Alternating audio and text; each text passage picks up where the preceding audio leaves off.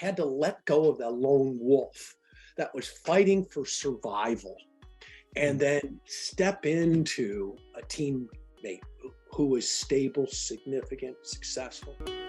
Welcome to the Producer Mindset, where we interview industry leaders about entrepreneurship, marketing, business development, and overall what it takes to run a successful business in, but not exclusive to, the real estate industry in today's age. Today we have a special one. We have Joe Stumpf. He's been around in the real estate coaching and training business since 1977. In 1986, he started his training and coaching company. Since then, it has become one of the largest coaching companies in North America. Joe has a subscription-based company with over 5,000 clients, the purpose of which is to provide the tools, systems, and principles to be highly profitable and at the same time to serve others with the heart of a super servant. He invests 100% of his working life leading small live events at his home, creating new simulators and work it outs for the private work self-coaching community. His goal is for 1 million people to do private work self-coaching every day. He divides his time among Northern California, New Zealand, Costa Rica, and Los Angeles. Joe has authored many books that you can check out on Amazon, with his most recent one being Private Work Self-Coaching, The Art and Science of Cultivating Insightfulness. I'm excited to introduce Joe Stumpf. Welcome to the Producer Mindset. It's the title of the podcast, and we have a signature question that we ask everybody that's come on so far. And you can elaborate on it as much as you'd like, but it's one day you're born, now you're here on the Producer Mindset. Fill us out on the details on what happened in between, maybe 5 to 10 minutes breakdown. You can do it before, you can kind of break it down however you'd like, and we can kind of dissect as we go along. There's a quote from Mark Twain, something like this: the two most important days in your life are the day you're born and the day that you find out why. And I love that progression. I think that is really what personal growth and personal development, professional development is a deep understanding of there's a beginning, a middle, and an end. And I'm more closer to the end than I am to the beginning at this stage of my life. So in reflection, I could look back at the memories of how I got to where I am right now, and they're always skewed. Memory is a tricky thing, like we remember what fits perfectly in the story. So in reflection, I could look back and see like amazing things that have happened. But the truth is, every step of the way in the journey has been an unfolding, like it's leading to whatever is next. And so I often listen to podcasts and people are giving their historical account of what happened. and it's the current account of what happened. So it's not, there's not a tremendous amount of learning looking backwards for me. Like looking backwards, there's not a lot of learning in that, with the exception of what have I taken that actually has been, an integrated, healthier version of me into the next episode of my life. I got into real estate out of dysfunction. It was my uncle Jim Wessel. I was drinking heavily. I was an alcoholic, and he was an alcoholic too. And it was like real estate's the greatest place for you to hide inside a disease. At that time I was 21. I got out. You could work during the day and drink at night. And Jim was my perfect partner, and we had a wonderful time together. He got me into real estate when I was 21 years old, and we partied like rock stars. And it was a great time until it wasn't, and there was always a bunch of, drama inside of that. And so in this is way back, Josh, this is 1981, 82. So gosh, that's how long I've been doing this. I left the real estate business. I was successful, like any young guy. I was driven, and I would work hard and party hard and play hard, and it kind of came to an end. Jim and I had kind of gone our different ways. Real estate was in him. It was in him. He was a realtor. I was in it. I was not a realtor. I was in the business. It was in him. And I could see that distinction. Then I went to my first Tom Hopkins seminar, who was a trainer, speaker, coach way back then. And I sat in the audience and I looked up there and I go, that's what I want to do. You know, I got that vision. And I was 25 years old at the time. And I was like, wow, that is really cool. You know, you're commanding the space. You got all the people in the audience, impeccably dressed, you know, like precision language. And then I would look at the back table and people flocking to the back table to buy his tapes and his books. And, you know, it was stunning. I'd never seen anything like this. Now, my dad's an entrepreneur. My mom's a school teacher. So this combination of owning your own business and creating a company that teaches people, you know, like it was right up my DNA alley. So, you know, I quickly grabbed hold of that, went to work for Tom Hopkins, traveled around the country for a couple of years, drinking and partying and selling tickets to his seminars. And we had a great time. I had a great little group of young men that we worked with, and we rocked like rock stars. You know, we would fill the room up with 1,000 people. We would be Tommy's hero for the day. And then we'd go on and we'd do that. And so we did about maybe 8 or 10 shows a year. And I did that for a couple of years, loved it. And then the reckoning day came. You know, I moved to California, September 4th, 1984. North Hollywood Park had come to an end. My drinking had taken me pretty far. Sitting in the park, cop comes up to me, says, "Hey, listen, buddy, you know, we've been watching you for the last couple of days. Either I'm going to take you into county jail tonight, or you're going to go to that little clubhouse down the street there. That's an AA clubhouse, and you got a choice. What do you want? You want to go to jail, or do you want to attempt to get sober?" And I went with option B, which turned out to be a good choice. You know? Yeah.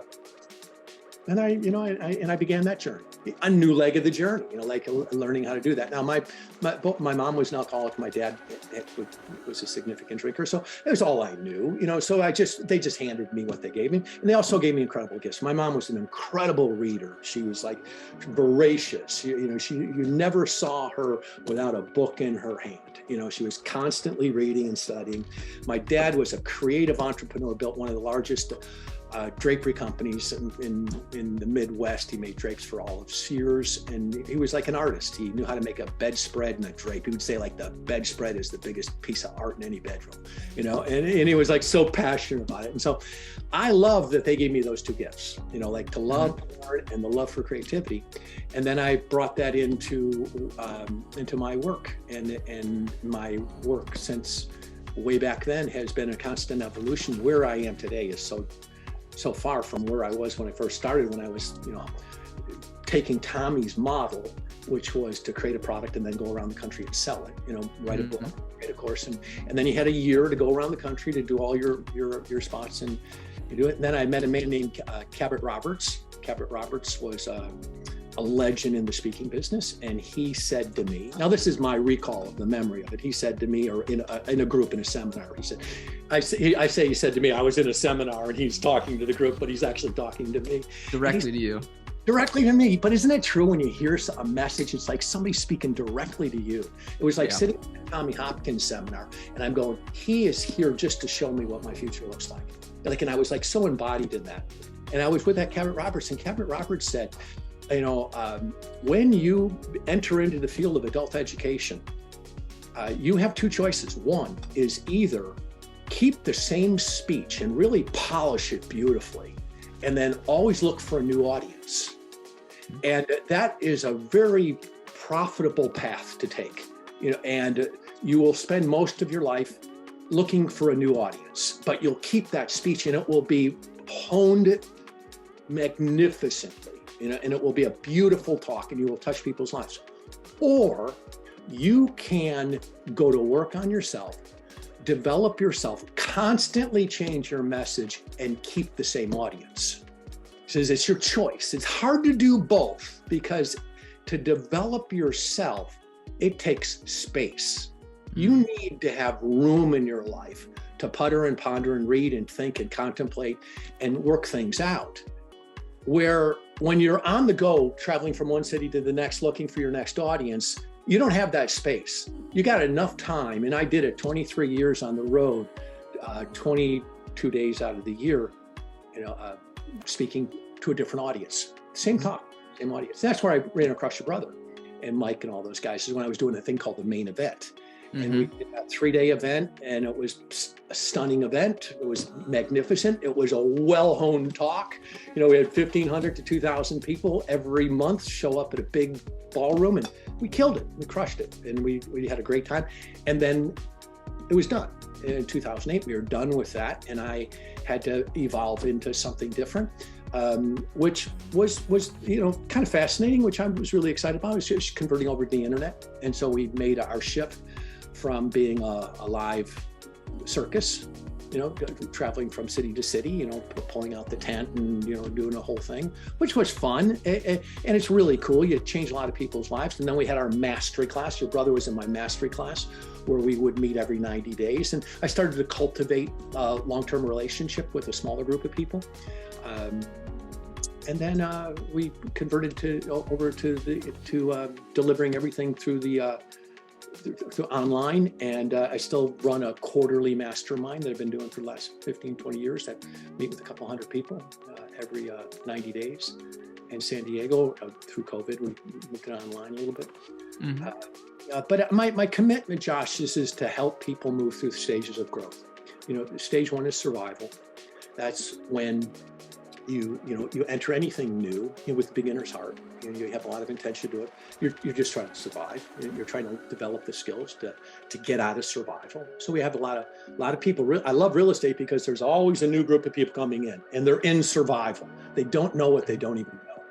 And it takes a little while, but if they're committed and they have the constitution to do it, they move to stability. Stability is more of a consistent, predictable income coming in. Maybe a transaction in some marketplaces, it's once a month. Sometimes it's every 2 months, but they got enough money coming in where they're no longer surviving. Now their bills are being paid. And that's where most real estate agents land, is in stability. If they make it out of survival, maybe 3 out of 10 make it out of survival, 7 out of 10 go to another thing, and then 3 out of 10 get into stability. And then out of those 3 out of 10, there's maybe 1 that goes to success. 1 out of 2 becomes successful. So it's survival, stability, success. Success is you start to build a team. Your brothers are successful. You start to leverage your time. You build a business instead of having a job. At stability, real estate is a little bit more of a job. Like, you are a blue collar worker, and you have some disciplines and you get them done every day. But success is when the business is in you. Like Jim Wessel was in the business. He was a successful guy. He really embodied it. And you build team, you build structure, you build company, and you make money. Real estate makes a lot of money. Then the next level is significance.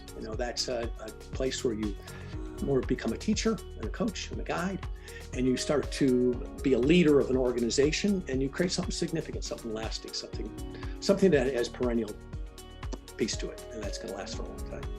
And then after significant is sacred. Sacred is later stages of development. It's when you get a little older in life and you're in reflection mode, and you're doing deeper personal work. I watch a lot of men my age. I'm 65, and I watch a lot of men my age. They either go into a sacred time of life where they create a lot of integrity based on what they've done in their life, and they create a body of work that they leave behind. And they're really, really vigilant about their time and how they spend their time. The ambition is not as great, because ambition in an older guy usually turns into a red Ferrari at 65 and a lot of trouble. So you learn to channel your energy, and you learn how to put it into something meaningful. It's a collecting of all of your wisdom that you've created over all that time, and then you package in a way that will outlive you. That's a sacred process. And so I'm in that stage today where, I have a significant company. We got a couple thousand members that have been with us for a long time. We've got an $8 or $10 million company. I don't have to work that much. I have sold 30% of my business. I spend most of my time in my sacred space, creating my legacy work, which I'm passing on to generations after I leave. So, and I call that private work. Privatework.com and all of your listeners, go to privatework.com. It's free. It's my gift to the world. I've created an algorithm that helps people go through these processes: survival, stability, success, significance, and sacred. and do it in a very methodical way. So that's current. So there's 10 minutes, There we are. Yeah, there We're we are. caught up. We're all up to date. I love it. There's so much that we can unpack in there, obviously, because it's your entire life. And you had a pretty significant one, lots of ups and downs, faced a lot of adversity, learned a lot of lessons, met a lot of really cool people along the way.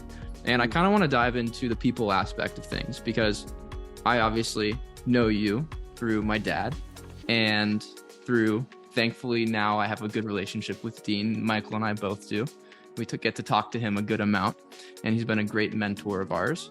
And I know that you guys, I don't know the exact story of you guys meeting, but I know that him and Eben Pagan were doing some work with you or for you. And I just kind of wanted to dive into some relationships, the relationship side of things, of the biggest or most meaningful relationships along the way that kind of guided you to who you are today. And maybe some people that you admire, that you draw from inspirationally, with business and marketing and kind of, everything that you're doing. Yeah. So when you take on a role of a coach, a leader, a guide, where people are going to project onto you a certain amount of power that you don't even actually have, but they want you to have it, is so you project onto people. So when you're in that role of on stage in front of people, part of that projection that people are putting onto you, you're attempting to live into. You don't always have what they think you have, but you want to live into what they want you to be. It's like when you have a mentor, like I know as a mentor to lots of people, I want to fulfill their desire. But at the same time, I have to work on myself and not become what they want me to be. Does that make sense? I'm watching on the internet right now where people, they're so tuned to the dilemma of getting dopamine from likes and encouragement that they actually become what their audience likes, as opposed to what they are. So I've been conscious of that for a long time. That people project onto the leader a certain level of desire that they want them to be. So I've had to work through that, because when I got in, I was young. I was 27. I mean, imagine 27 years old, and 1,500 to 2,000 people are coming to your workshop. Like, what do I? I'm 27. All I've done is package something, marketed it, and now I'm like an expert. And people project that onto you. It's not true. Let's say it's my enthusiasm and my energy and my salesmanship, I can get a lot done. And that's where you start to attract people who are like that. Your brother, like he wanted to grow into that. So I imagine your brother, I think he showed up at one of my workshops. He liked me. He liked the message. He liked the place I was coming from. I found a kind of a resonance with that would attract high quality people, because we were speaking to building a referral business. Like we had to be referable, and your brother Jim was like really attracted to that versus the marketing message, which you're constantly looking for a new audience. And so I've just discovered that people who have a deep resonance with wanting to cultivate relationship for an extended period of time and build referrals are very different than transactional people. And so I started to attract more relational people versus transactional people. And the transactional people I did attract, man, it was havoc in our system. I had a dozen guys that kept come through and gone off and opened up training companies it's fine with me. It chisels away at your marketplace, because I'm in their small niche, and I probably have trained the top 5 competitors in my business. I probably have trained and have opened up the world to them, which is in reflection where I am today. It's fine. In the moment, it was drama, it was difficult, but we worked through all that.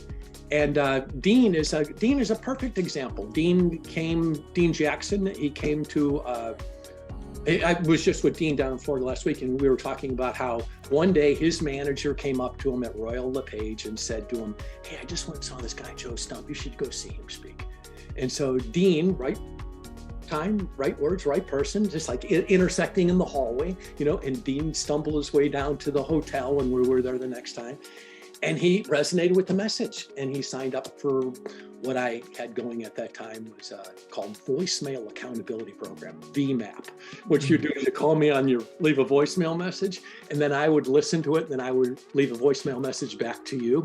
And we had this exchange, and I charged like $100 a month and had a couple hundred people. I was just listening, like as I was traveling around the country, listening to voicemail messages and responding back and forth. That was cutting edge technology, you know? And so Dean was part of that. And then Dean, and then Eben came to work for us. Eben Pagan came to work for us as a sound man. He was my sound guy at the back of the room. Really? Yeah, he would do all that. He's a musician to begin with. And he, how he came to us, I'm going to go down and see him in Austin in a couple of days. Couple of weeks, I'm gonna go down and see him. But he came, somehow he found out about us and came to work for our company first. And then Dean was coming to the main event. I connected the two of those guys. I created a relationship. I saw real potential in those guys as marketers. And so we forged up a little partnership between the three of them. I formed a little sub company outside of it. I got them the clients, and then they would coach them, and they liked that. And so it was a good thing. And then they, like, I'm their father, man, and they have to break off from daddy and go off and do their own. So you have to go through that rite of passage. You got to push away from dad, got to get angry with dad, you got to get upset. So we had our breakup, you know. They went off, Evan opened up Double Your Dating, and he did really well with that. And then he came back around. We healed things up about 5, 6, 7 years later. We've been good buddies ever since, and we do a lot of stuff. I teach it as virtual coach stuff today, and I do a lot of stuff with Evan. And Dean and I are collaborative partners on lots of. He partners with me on the private work stuff today, and we have really dynamic relationship and a lot of fun with that. So I love it. Yeah, and we had a good call with Mike the other day. I think I might. Yeah. Yeah. Hopefully I get the invite. He was actually on with us yesterday or 2 days ago. 2 days ago. 2 days ago. Yeah, he came on and he shared his life story, and we kind of dissected how he grew the business and his past failures and whatnot. But yeah, that's awesome. That's very cool. He's another guy I came across, and when he was just getting started with Dave Ramsey, I helped him a lot with that process. Like, we were wondering, do we go that path? Do we not go that path? How do we use the volume knob on the before unit business, turn it down, and we had a good Mike and I are still fun, send me a wedding invitation. I'm looking forward. I might go down. I gotta just see how that all works out. Yeah. Thanksgiving. So. Oh, really? Okay. Yeah. I haven't gotten the invite yet, but maybe I will. We'll see. So I'm one of the co-founders here with Josh in TopShotPro. We started about 3.5 years ago, which has been working together since. I really love, this entire journey that you've put together, everything from going through survival all the way to where you're at now in your journey, the sacred work, right? One of the questions I have for you as part of really being a leader is the ability to serve others and also remaining present in the moment, but building the future. How did you manage to do this with clients, programs, team members? And I mean, again, seems to me like you went through your own line of work, from survival to stability to success to significance, now into sacred. Can you tell us a little bit about how one gets through all of that? Because a lot of the people that we work with, of course, they're real estate professionals. I would say, just off the top of my head, a huge chunk of them seem to stay between survival and stability for quite some time. Yeah. Or they're on like a hamster wheel. They're going back and forth. Yeah. And that's learning how to manage yourself, be self-managed. That's the tricky thing for a lot of people who are coming into real estate, and that's why the national companies exist, because they give some form of structure. Like, you have to come to a meeting on Thursdays, that's part of the deal. They have certain requirements that you have to do certain things. So there is a place for people, and you see them in a lot of the bigger systems, the survival stability. Like, you see them in the bigger systems, and those companies have built a fortune off of that. It's required. They can't have successful people because the profit's in survival stability. And there's a beautiful place for that, and people get to do that. But as soon as people kick into success and they start to build a team, often it's a different environment that they are going to thrive in. Now, I'm not saying those big national companies don't have a beautiful structure for that, but you find most of them find their way somewhere else, to build their team. And that's really, the distinction between stability and success is when you move out of stability, you actually are now starting to build a company that is going to generate leads, create appointments, write contracts, deal with the negotiations, everything during the transaction, close the transaction, and the leader is moving away slowly from it. Not or stability, you're in every moment of it. Mm-hmm. In success, you start to move away from it, and that takes a lot of trust. You have to really trust yourself. You have to be able to trust other people, and that's an issue that most people have not dealt with. That's why they get into real estate, is they don't trust others. They don't trust the system. They don't trust authority.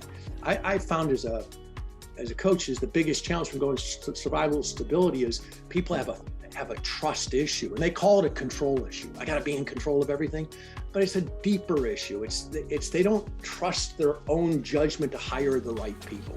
When they do bring somebody on board, they overmanage. They over control, and people don't succeed is because number one is, I don't want to say they're stupid, but there's this level of stupidity that they don't know what to do. We'll call it stupid. Like there's a stupidity in it. Like they keep doing the same things over and over again. And they just don't know what to do. What do I do to generate a consistent flow of leads? What do I do? And they get stuck inside of that. And then there's people who just are really arrogant. They know it all. They're not producing anything, but I'll present to them the perfect system and they'll go, I don't like the color of that postcard. and it's like, oh, well, that's pretty arrogant. I've been around for 40 years and you don't like the color of the postcard. You're in survival. What, where do you get, how are you coming from that place? That you don't like yellow, and there's an arrogance in that, and that's okay, but once people recognize they don't know what they don't know, and their arrogance is what holds them back. We used to just say, don't put any ketchup on this idea. It's perfect the way it is. Just execute the way it is. And they go, well, I got a little salt, a little mustard on the side. Got to make it my own unique. That's the arrogance of the unaware. It's ignorant. There's ignorance in it also. And then there's people, they just struggle with their own internal, do I want to be successful? Do I actually even want the responsibility that success brings? Because there's responsibility in bringing a team together. As you guys, as you bring people, you gotta step your game up. You're now not in it for yourself anymore. You're in it for other people. And there's this shift that you go from self-absorbed to, self-fullness, like you're full, you're full, I'm full, myself is full, and I got enough of me that I can give it to others. And you get to that place, and that's some privilege, few people will get there. Real estate's a beautiful place for survival disability. It's a beautiful home. Where else would they go? Uber? Where do you go? Where do you go to make $70,000 here, and then the next year make $35,000, next year make $70,000, next year make nothing, next year, where do you go? There's not many industries to do that. So we need a home for them. It's not right or wrong. It's just where they are in their stage of development. And, and there's always another group of them coming in. And then some kick up to success. And real estate's a beautiful place for success. It's an incredible place for significance if you can separate ambition. The ambitious part starts to settle down a little bit, because we see a lot of guys that they grow in their impact, but they don't grow in their and who they are. Josh, I'll put it this way. I had a call the other day. I was talking with Ben Hardy, who wrote a book called Personality Isn't Permanent. Yeah. Yeah, I met Ben down in Orlando. I met him at one of Breakthrough Blueprints. Yeah. So he's a good buddy of mine. So Ben and I have this little notion that says that once you hit your number, like you have a number in your mind, so if your number's 10 million or 5 million, once you hit your number, once you have the amount of money that you no longer are, you don't have to shape your personality in order to make money. You don't have to shape it. You can just be who you want, and whether you make the money or not, because you got enough money. Once you hit that number, you don't really know who you are until you have that number, because all of your actions in your life are trying to get that number. But once you hit the number, then you can find out who you are. And what I've recognized is a lot of, as people become more successful, what holds them back from significance is the number keeps growing. Mm-hmm. It keeps getting bigger and bigger because it's ambition that's running the numbers in comparison to what everyone else is doing. And that's a game that you can't win. Like you have to get big, you have to keep growing, you have to keep growing, as opposed to, okay, I've got enough, now I can be who I want to be and really tell my truth. Because it doesn't matter, I'm fine. You don't have to like it. If you like it, good. If you don't, you don't. It's okay. But if you don't get to that place, you're always shaping your message to grow your pile. Yeah. Hey there, really quick before we dive into today's podcast, would you do us a favor and rate and share this podcast? That would help us out tremendously for blowing this thing up. We're not really big on asking for these types of things, but we really want to expand and be able to bring on more cool people like today's guest. If you can, take a minute. It only takes a minute. That would be great. All right, let's get to it. What I was going to ask is the breakthrough between success and significance is the ambition. Would you say like the ambition or arrogance that exists still inside of like, because I believe like once you reach a certain number, whatever that number might be, right? Could be 10, it could be 100. Yeah. It's all math from that point forward. The numbers can only keep going up or down, but it's relative, right? So would you say that it really becomes like a matter of, is that when the question of what's next really kicks in, or is it, what is it? Good question, Michael. There's Erik Erikson, who wrote a lot about psychosocial development, has the 8 stages of psychosocial development, and he breaks them into 8 categories. So when you're born, you're very vulnerable, and you're just whatever your caretakers are doing is developing your sense of safety and well-being. You develop your trust, and then as you grow a little bit older, you learn how to develop into autonomy, or you learn, a sense of helplessness, like your parents are just over-dawdling and they just are always there holding you. They don't let you take risks. And so then you look at the world as, it's not a safe place. I got to really be careful of this. And then as we grow into teenagers and, as we develop, we're getting guidance and we're modeling our caretakers' suggestions. And Michael, my mentor, Milton Merle, would say you spend the last 20 years of your life getting over the first 40. There's a lot of finding that you have to do, because the society crafts us into a way that we didn't originally choose. I didn't choose my parents' model of coaching, or of parenting. So I have to find my own voice, my own authentic voice. I can say in my journey, I found it when I was around 50 years old. So about 15, 16 years ago, I knew my voice, but I really found my voice 15 years ago. I identified who I wanted to be as I crossed from success to significance. And that was a moment in my time. It was like a rite of passage. And I did the Navy SEAL Hell Week thing, where I was the oldest guy ever make it through a thing called Kokoro. I had to go into a very crucible experience. And I had to find, am I going to be a solo guy, or am I going to be a team guy? and I was raised in a large family, 9 brothers and sisters, where we fended for ourselves. We weren't team players. We were fighting for the last pork chop, and I took that, and my mom set us up right at the beginning, put us, not intentionally, lovingly, she did her best, but she would say, hey, be like Joey, he's so independent, so I developed this deep independence thing. And then, so you get all this stuff when you're growing up from your caretakers. And then there's a point where you go, okay, am I going to be my own version of myself? And I don't know what that wake up call is, Michael. I don't know what it is. I think it's usually you meet somebody and you go, you got a quality that I don't have, and I can see it missing in me. And I would like to have that in me. And then you get really curious. And I started getting really curious about some of the things I was seeing in other men that were certainly missing.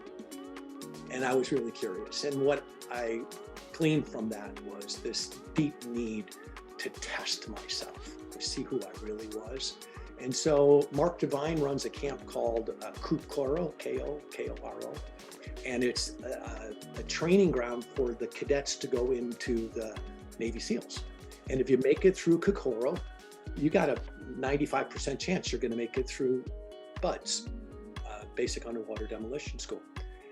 And so the Navy started contracting with him to put people through that before they came to BUDS, because they were having such a high dropout rate. They needed more SEALs. So Mark contracted with him, and he was a mentor of mine. I met Mark, and I'm going, you got something that I want, that I don't even know what it is, but I can feel it in you, and it's missing in me. And I became buddies with him. And I had something he wanted. He wanted to learn how to build a coaching and a training business. And he had no idea. So I said, Mark, I'll teach you what I got. You teach me what you got, and we collaborated together, and he let me come into the Kokoro camp at 54. Says, you're going to be the oldest guy that's ever done this. I don't know how it's going to work out for you, but I was a good athlete. He goes, let's go at it. And so for 1 year, I trained with the SEALs. I spent 10 hours a day for 12 months doing that, living that life. And I learned something so extraordinary, about being capable of getting 20 times more done with a group of people than I could ever get done on my own. And I had to let go of the lone wolf that was fighting for survival, and then step into a teammate who was stable, significant, successful. I had to step into that role. And so I think that, to answer your question, I think there's a crucible experience most people go through. Jesus went into the desert for 40 days, and he had to come to terms with, am I going to listen or am I not? Am I really in this game, or is this, just a book with my name in it? What's true? We have to have the direct experience. So that was my most pronounced selective experience. So I encourage a lot of young men that I work with, take on a crucible, something that's going to test the shit out of you, and I don't know what it is. It's different for everybody. So for me, what's happened for me is I got to keep now doing that. So when I was 60, I became qualified for the CrossFit Games, and which was extraordinary. Now I had to learn how to prepare in a different way. And so I'm constantly doing those type of things. We just did the Mount Everest climb about 3 weeks ago, and so I just keep looking at these different ways of how to challenge my humanity, and rely on other people, trust other people. And that's the cool thing. Yeah. Does that make sense? 100%. As soon as you mentioned that, I looked it up, and there's in that stage, there's intimacy and isolation, and you you wrapped it up really well when you said I had to let go of the lone wolf in me, and kind of surround yourself with the pack, So thank you for answering that. Damn. That was great. Yeah. That was great. Let me say this. For anybody who's listening that connects with them, at privatework.com, you can actually go there, Michael, and you can sign up an account. It takes maybe a minute to sign up. There's we call it the blue room. There's the blue room, the pink room, and the green room. In the blue room, there's a tab called Deep Personal Work. And I spent a good 6 months working with Larry Laidman, who is one of the world-renowned experts in the Erickson model of social cycle development. And we took each one of those stages and we break them down. And if anyone has the balls or the courage to do this, like to do that depth of work, that is a crucible experience. Doing that type of introspective work where you don't have to go out and sit in the ocean all night. You work with yourself. And if it leads you in that direction, cool. But I really encourage people to more introspective work, more deeper work, more integration of a higher version of themselves. And we're at a time in history, you guys, right now, where the world is just stimulus, react. And what's missing is pause. Stimulus, pause, work it out, then response. Work it out, do your work. Your reaction is your crap. You see it all the time. Somebody says something on social media and the person reacts to it. It's not worked out. And even agents, they'll sit across from the table, a client will say something and they'll get stimulated and they'll react. And the reaction has nothing to do, but all their history that's unresolved, that's all coming out, and a person, all they said was, we'd like to make a lower offer. And the person goes, you can't do that. And it's all about, did you just read? There's all their shit is coming out. And it has no relevance to, I want to make a lower offer. It's all their story that's being poured out. And that's what I find is most people are survival stability, they're just not worked out. There's a tape that's playing somewhere that everyone in their world is part of their past that's unhealed. And as soon as it starts to heal, and a person says, I want to make a lower offer, and you're at the place that it's been healed, you don't take it personal. You can sit with that and you go, well, let's take a look and see if that's in your best interest. I understand why you want to make a lower offer. I don't know if it's in your best interest. Let's explore that a little bit, shall we? And you come from a different place when you're grounded in who you are. And that's why I created private work is to help people get that grounding so they can evolve into success, evolve into significance, and perhaps, lead a life of sacred privilege. That's beautiful. I love that. I love it. Wow.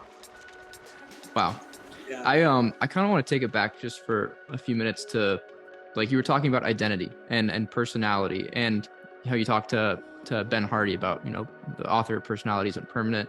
And then, it's very similar to The Gap and the Gain.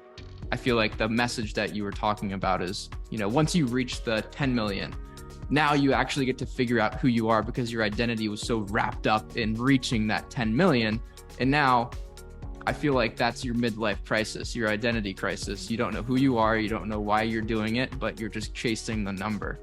And I love that. And I kind of want to dive into that a little bit more as far as, like, at what point do you start, I guess, finding out who you are and really diving deep into, instead of having a monetary goal, I mean, I guess that's part of it, or whatever your goal is, what would you say to people that are in the chase, that are trying to reach something that may be the ideal, but isn't, they always are chasing after it and they never get to it.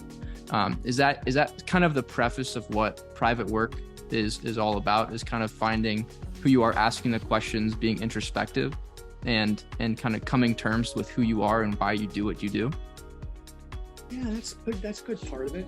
So just in your mind right now, just kind of reflect on people that are, in your realm right now, that there's a lack of presence, groundedness, but there's a tremendous amount of drive and ambition to get somewhere. It's not where they're at, it's somewhere else. Mm-hmm. and that's just the journey that they're on, that they're never really in the moment, like really connected to you. You don't really feel their heart open. You don't feel a sense of depth of with them, mostly because they're on to what's next. It's like there's a motive for everything. Gotcha. Their motive is different than connecting. There's something in it, and there's nothing wrong with this. This is just the human condition. There is something that occurs once you get connected to insight. Like insight is fresh thinking. Insight is expanded awareness. There's an art and a science to insightfulness. And once you taste insight, you want your life to be inspired by insight. So you want to be able to do your work, and inside your work, you get an insight that says, call Ben Hardy.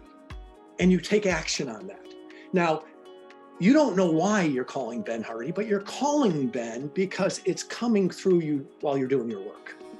Now, you do your work every day, private work, every day. And every day you get insight. And there's an accumulative effect of that your life, the call from Ben is now leading you in this direction. There's a processional effect. There's all types of things that have occurred from that one action that came from insight. I'm going to suggest that once you taste that and you see the path that you go on when you're inspired by insight, you don't want to trade it for the one that's inspired by fear, that's inspired by the amount of money that you want to make, that's inspired by an old tape that you didn't even manufacture, that was given to you in your early development because your parents had such a horrible relationship with money that you're determined not to let that happen to you. And that's what's driving you, and you're not even aware of that. And then you get the insight that, oh, wow, I'm really a version of my father and my mother combined together, and I want to see who I am, absence of that as the overlay. Maybe that's the question. Maybe it is. But you start to do your private work. And private work, the purpose of private work is to cultivate insightfulness. So every day you get some insight that you take action, big or small, big or small. And it's really profound when you get into things. And I gave you that little example of Ben, because it did, like I do private work often, and it will just come to me like, okay, give Joe Polish a call. And I don't even know why. And I'll call Joe, and Joe answers the phone, and he's sitting there with Dean Graziosi. And hey, Joe, we're just sitting here right now, and we need a speaker for the 100K group next Tuesday. Are you available by chance? And I'm like, oh, that's what private work was asking me to do. I had no idea. I got the insight, I took the action, I step into the unknown. That's what private work is. I'm going to suggest that most people are not living that way. They're waking up in the morning and they're putting the play button on and going on autopilot, as opposed to fresh insight that runs the day. And that's what private work is. So you can take 10 minutes to activate the insight. You can take an hour to activate the insight. Depends on how much time you have to do that. So we got 10-minute workouts, we got 1 hour workouts, we got 20-minute workouts. But what you want to do, gosh, you guys, if you could start to do this at an early age, is only begin your day with inspired insight. Your first action of the day is an insight that was inspired by your personal work. And that's a phone call, it could, whatever it is. It's only very personal to you. You're going to get that moment, you're going to go, oh, I gotta forgive my sister. I just got to drop her. I'm going to drop her a quick text and just say, I love you. I forgive you so much. Have a great day. And then, something. And it's like a rock in the river's been removed. Now the flow can occur. Most of our life is learning how to get into the flow of who we really are. That's most of what our life is about. As you progress from, imagine that survival is the river is littered with rocks. And what you do is you start to learn how to adapt yourself to get around them. Stability is, maybe we should start to remove the rocks. Success is I get a team of people to help me remove the rocks. Significant is you help other people move the rocks. Sacred is you're rockless. And And it's a process. It's work. You're working it out. And my goal is I just want to have 1 million people a day doing private work. And so I started this about I started about 15 years ago. I started writing this whole course, but I went public with it about 90 days ago. I wrote a book called Private Work Self-Coaching. And I just ordered 2, by the way. yeah, it's a good little handbook. It's a guidebook on how to do it, but you'll learn how to do it by just doing it. Yeah. As you were talking about that, I remember a phone call I had with Josh. It was probably, I don't know, months ago. Can't exactly tell you when. But I was like, hey man, today I kind of just did what I felt like doing and everything felt right. And it was like, my mind said, go work out. I worked out. After that, it was like, okay, take a long walk by yourself, a smoothie, and read. And it was just listening to that. And I felt so in flow and at peace throughout the entire day. And it was like probably like by far, like it's a very memorable day because there was such a sense of accomplishment. And it was just very quiet and peaceful. What do you think you tapped into? Oh, it was higher than myself. Yeah. It was something special. So like, as you were saying that, I was like, that's something to like aspire for daily, literally. So something you tapped into something different than Michael. What do you want to call that part of you, that different part? Let's give it a name. The lion. Honestly, I like, as you asked that question, the main thing for me, I would just like call it like what I've always been called by the people that love me. It's like Mickey. Yeah. Okay. That's like the little boy in me, Yeah, the vulnerable little boy.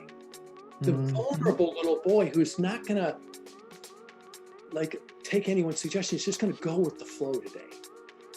The vulnerable, like whatever happens. So we have on one hand, we have Mickey, and then on the other hand, we have Mike. And these two guys wake up in the morning, you're the aware self. But you have these aspects of yourself. You have Mickey and Mike. And when you go into your day, what you want to do is you want to run the day, not Mickey and Mike. You want to make the choice. So when you do your private work, what you're actually doing is operating from here. I'm going to say most people wake up and whichever voice is strongest, that's the one that's going to be operating today. And it could wake up and be emotional eater day. You could wake up and it could be anxiety day. You could wake up and it could be pusher day. It could wake up and you'd be do nothing day. We have so many sub-personalities, and it's the one that is the loudest that gets acted out. Private work is putting yourself into the aware position and recognizing you have many personalities, and every one of them has an opposite. And you've got the pusher self, the one that nothing is good enough, keep doing more, work harder, accomplishes a lot. And then you have the opposite self, which is do nothing. Now, most people are a little bit out of balance in these areas, but here's what we know. And I from all my experiences, whatever is not owned or is suppressed, you will attract those people in your life to balance you out. So if you have a strong pusher that never sits and does nothing, you will attract a lot of people who do nothing. You'll have an assistant who does nothing. You'll have kids that do. A lot of very successful men and women have children who do nothing to balance them out. Does that make sense? Yep. The universe is unequivocally designed to do one thing: bring equilibrium to everything, to bring it back into harmony. And so if you have a real strong lone wolf in you, you're going to probably attract people who depend on you in order to bring it out, in order to bring into balance, and maybe become over dependent on you in order to bring you into balance.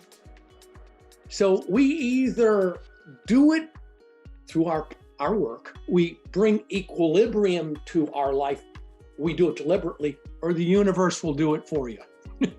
and usually in a very painful way, and it hurt. And it's like, people don't understand what's going on. How come my kids won't work? How come my wife is always talking? Well, it's because you never talk to her.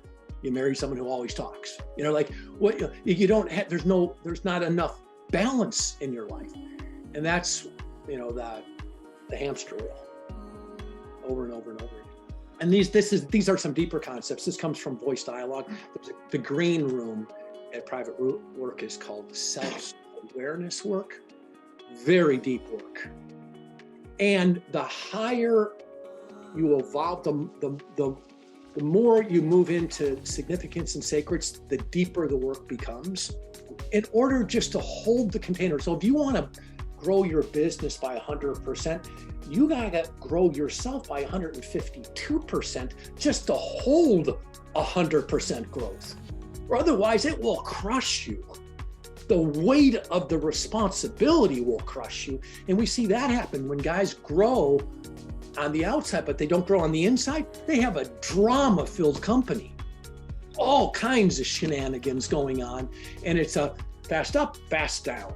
We see that a lot. Or it's work 95 hours a week, 7 days a week, and there's no balance at all to it.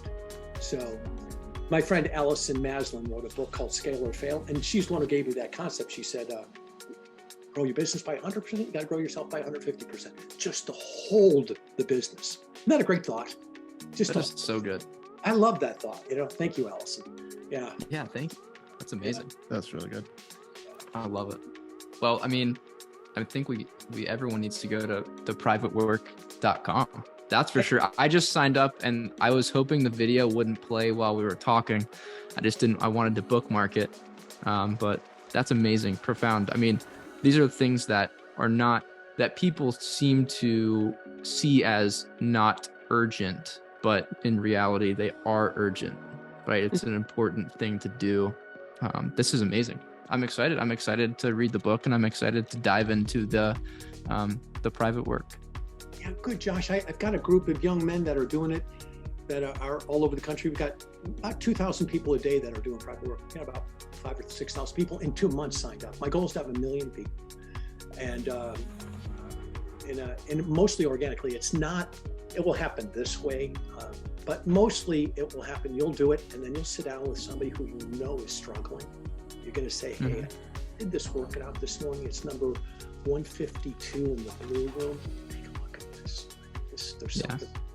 Because people connect to the immediate issue that they're dealing with, not as personal development as a whole. Yep. Mm-hmm. Yeah, but when somebody's struggling with a marriage, God, they're really welcome. They welcome some learning. If they're struggling with their weight, if they're struggling with making money, if they're struggling with creating a level of confidence, like if there's an area where they're struggling and they can admit it, that's when they're most vulnerable. They're most pliable, and they're most willing to learn and grow. So that's what a good guide does. It's just like checks to see where people are struggling, and that's really what you're doing. You want to focus on where your message can help the most people in the areas that they're struggling. I love that. That's amazing. Well, thank you so much, Joe. I really appreciate it. I think I'm going to have to go back and rewatch this entire podcast, this entire talk, take a bunch of notes, and hopefully, if you're willing, we can do round 2 and just dive deeper into the topics that we discussed today, because I know there's so much more that we can really dive into. Do a little bit of private work, and then I'll come back, and then I have a podcast that I do. It's called Private Work Unpacking, where you do your work, we come on, and I unpack it. I help you unpack it, and we don't play it for the audience. I don't put it on Spotify, I don't put it on YouTube, because it's pretty personal. Emotionally, yeah, probably. For the private work community, the people who are doing private work. So we have the Private Work Unpacking podcast that we do just for our members. So if you sign up, then you get to listen to the podcasts. So. Very cool. Amazing. Yeah. I love it. Okay, guys. Well, thank you so much, Joe. Everybody go to privatework.com, get yourself a copy, and have a great day. Hey, Michael, nice meeting you.